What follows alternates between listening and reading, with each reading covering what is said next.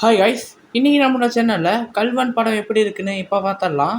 இந்த படத்தோட கதை என்னன்னா, நம்ம ஹீரோட ஃப்ரெண்டோ சின்ன சின்ன திருட்டு பண்ணி ஊரில் வாழ்ந்துக்கிட்டு இருக்காங்க.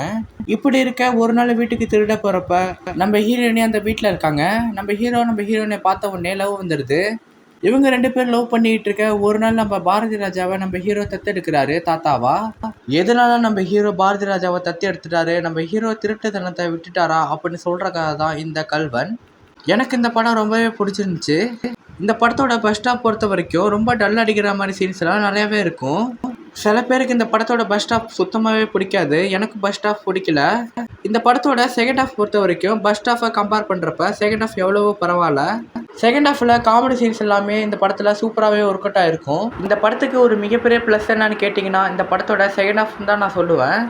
ஏன்னா இந்த படத்துக்கு ஃபர்ஸ்ட் ஹாஃப் விட செகண்ட் ஹாஃப் சூப்பராகவே ஒர்க் அவுட் ஆகிருக்கும். படம் பார்க்கும்போது உங்களுக்கு வித்தியாசம் தெரியும்.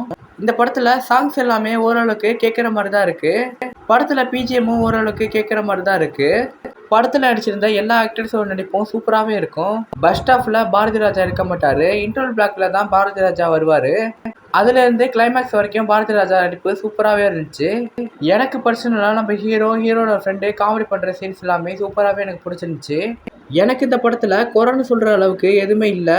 படத்தோட பஸ் ஸ்டாப் தான் எனக்கு பிடிக்கல. மற்றபடி இந்த படத்தில் குறைன்னு சொல்லிக்கிற அளவுக்கு எதுவுமே இல்லை.